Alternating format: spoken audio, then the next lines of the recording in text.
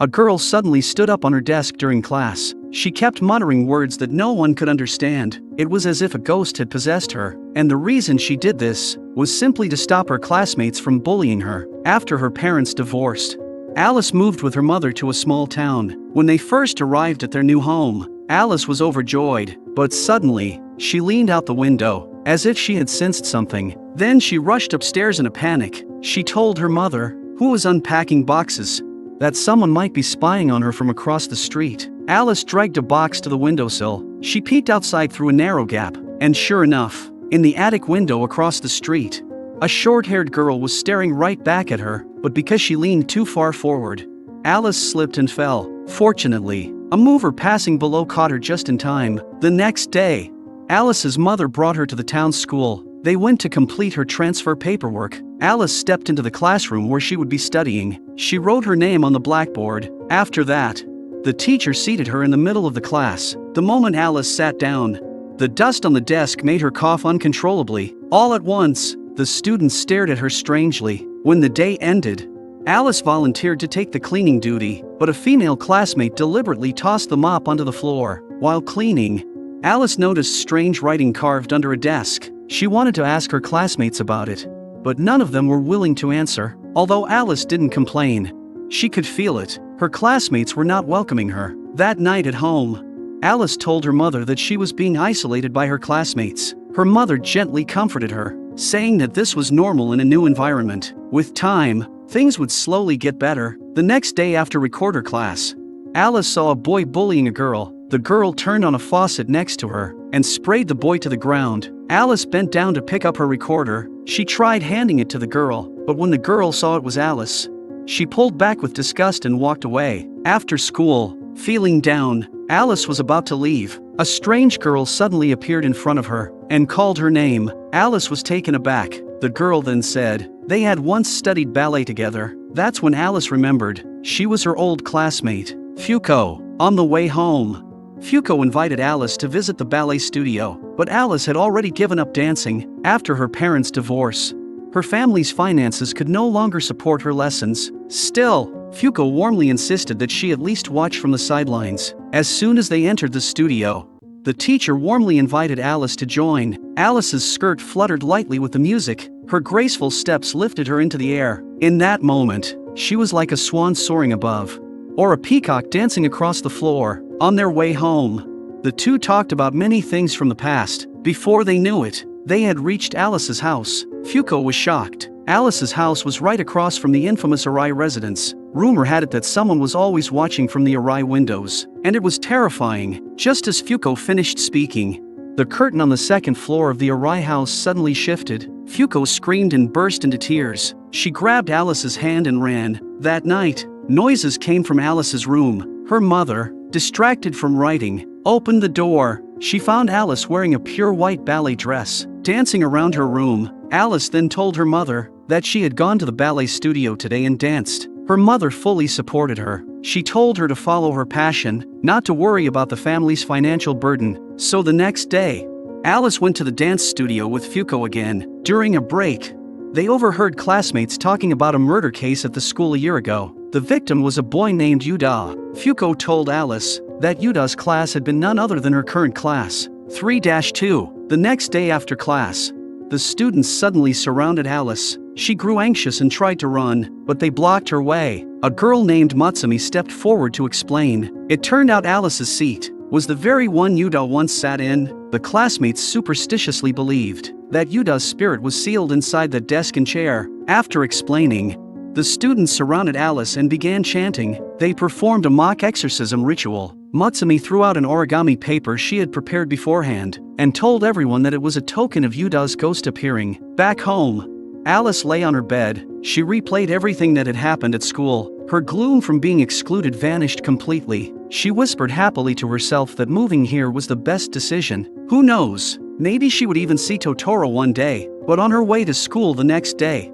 she was stopped by a boy. He called her a demon and threw chicken wings at her. Alice lost her patience. She swung her school bag and knocked him to the ground. Then she forced him to talk about Yuda. The boy begged for mercy. He admitted that he hadn't believed in Yuda at first, but he once saw Yuda's spirit suddenly possessing Matsumi. From that day on, the once gentle and timid Matsumi changed overnight. Her short hair grew long, and her short skirt became long. She chose a sunlit seat in the classroom, and even set up a barrier to seal Yuda's spirit inside. From then on, Matsumi, who used to be bullied, became the exorcism heroine in everyone's eyes. Hearing this boy's story, Alice couldn't help but start to believe it too. The next day, Alice's father came to see her. That Alice's mother had taken the chance to ask her to deliver the divorce papers to him. One morning, while Alice was resting on the playground, she saw her teacher comforting a woman. That woman was crying non-stop, saying something Alice couldn't hear. When the teacher left, the woman kept apologizing again and again. Curious, Alice hurried to catch up with her teacher. She wanted to know what was going on. The teacher told Alice that the woman was the mother of a girl named Hana. At once, Alice understood. The girl the teacher mentioned was the same girl who always spied on her from the Arai house, but Alice still couldn't figure out why that girl shut herself in her room and refused to come out. Until one sports day, Matsumi came to Alice and led her to the classroom. Matsumi told her more about Yuda. It turned out Matsumi once sat in the same seat as Alice. Like Alice, she too had been ostracized because of the legend of Yuda. At last, unable to bear it, Matsumi pretended to be possessed by Yuda's ghost. That was the only way she freed herself from being bullied. Matsumi also said that the only student left from class 3-2 last year was Hana, who sat right behind Alice's seat. But from that day on, Hana shut herself inside her room. Because of this,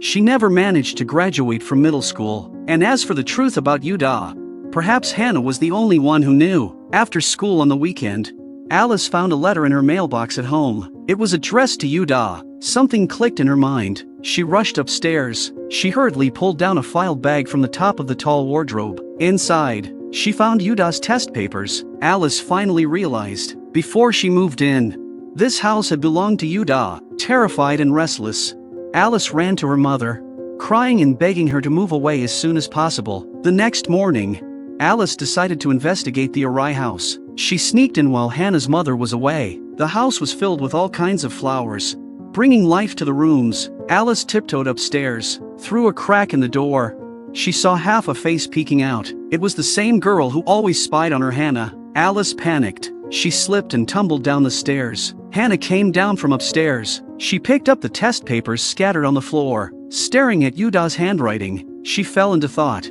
Alice seized the chance to ask about Yuda, but Hana only said Yuda had transferred to another school. She claimed to know nothing else, but Alice insisted on finding out the truth. Hana, seemingly wanting to know too, gave Alice Yuda's father's work address. In addition, she asked Alice to pose as Yuda and arranged to meet his father at a cafe. By observing his father's reaction, they could judge whether Yuda had truly died. The next morning, Alice dressed up as a boy. She went to Yuda's father's workplace, but since she wasn't good at lying, in her panic she gave her real name to the receptionist. At that moment, Yuda's father was in a meeting. The call was answered by his colleague, Kanji. When Kanji came downstairs to meet Alice, she mistakenly thought Kanji was Yuda's father. On the other end of the phone, Hana grew anxious. She told Alice to follow Kanji. If Yuda was still alive, he would eventually return home. So Alice waited downstairs again. As soon as Kanji came out, she began following him.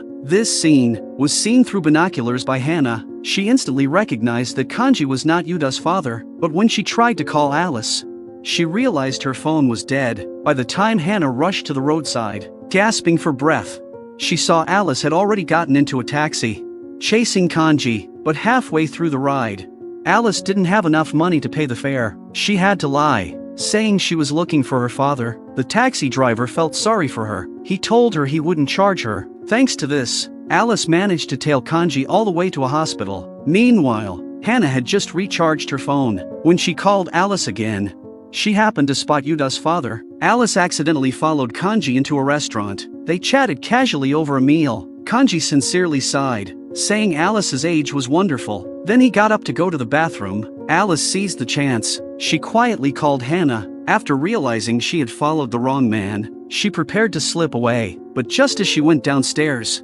she ran into Kanji. The two of them walked along an empty street. Alice skipped lightly ahead. Kanji trailed slowly behind. After a long while, they came to a bench covered in fallen leaves. Kanji told Alice he had just undergone surgery last month. Now even walking a few steps left him drenched in sweat. Alice took off her coat. She fanned Kanji to cool him down. Later, they stopped by a pair of swings. Each of them gently swayed back and forth. For a moment, two complete strangers looked like a real father and daughter. Afterward, they walked to the station. Alice watched Kanji step into a taxi. She waved at the departing car and softly said, "Goodbye." After that, Alice and Hana met again. Hana took Alice's hat, then turned and walked straight toward Yuda's house. The two of them waited from dusk until nightfall, but Yuda never came home. Hana glanced at her watch. She suggested they leave for now, since they already knew Yuda's address.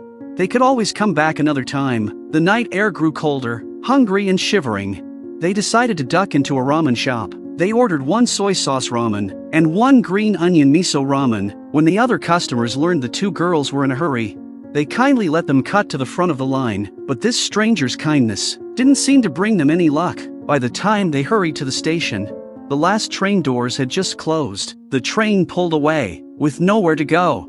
They wandered aimlessly through the streets. The freezing wind cut through their clothes. Exhausted and cold, they crawled under a truck, warming themselves on the leftover heat of the engine. When everything grew quiet, Hana began telling Alice about her past with Yuda. They had been childhood friends. Every year on special anniversaries, they would give each other gifts, until their second year of middle school. When Hana gave Yuda a fake marriage application form as a present, it was her way of confessing her feelings. But the flirtatious Yuda didn't understand. He even gave that fake marriage form to 3 other unsuspecting girls in their class. To get back at him, Hana tucked a flower petal with a bee hidden inside into Yuda's collar. At that time, Yuda had already decided to transfer schools because of family circumstances. When he stood on stage to say farewell to his classmates, the bee crawled out from his collar and stung him on the neck. He collapsed to the ground. After that, rumors spread everywhere in class. Everyone said Yuda had been killed by a bee sting. For a long time, Hana believed it too. She thought she was the one who killed him. Every time she remembered that day, she couldn't sleep, so she shut herself inside her house, never setting foot outside again, until Alice arrived. Alice gave Hana the courage to face the past, to speak out the secret she had buried for so long. In that moment, Hana felt as though a weight had lifted. The freezing night was unbearable, so the two of them began to dance. The streetlights and the stars above were their only audience. The next morning, Alice woke up under the truck. Just as the engine started, the truck drove right over her head. When she came to her senses, she realized Hana was gone. Alice panicked. She thought Hana had been pulled under the truck. She chased after it desperately, with the help of kind strangers. The truck was finally stopped. At that moment, Hana appeared right behind Alice. Alice was both startled and overjoyed, realizing it was a misunderstanding. She quickly grabbed Hana's arm and led her away. On their way back, they happened to cross paths with Yuda. Hana froze on the spot. Alice helped Hana shout Yuda's name. When they reunited, the shy Hana had no idea what to say. Yuda looked at her with a trace of anger. He told Hana he knew she had put the bee in his shirt. The pain from that day was something he would never forget. Hearing Yuda's words, Hana panicked and ran off with her head lowered. On the subway ride home, Hana convinced herself that Yuda's words were actually a confession. She told Alice that no matter if it was a lie or an illusion, pain or happiness, she only wanted to sink into this feeling of love. With that, Hana's heart was finally unburdened. From that day on, they wore the same school uniforms. They created their own special way of greeting each other. Walking to school, one always led the way, the other followed behind. The story's plot may not have been full of shocking twists. Alice and Hana never uncovered some earth-shattering truth, but what they did find was each other's redemption. That was the most precious answer youth could give. Simple, yet warm enough.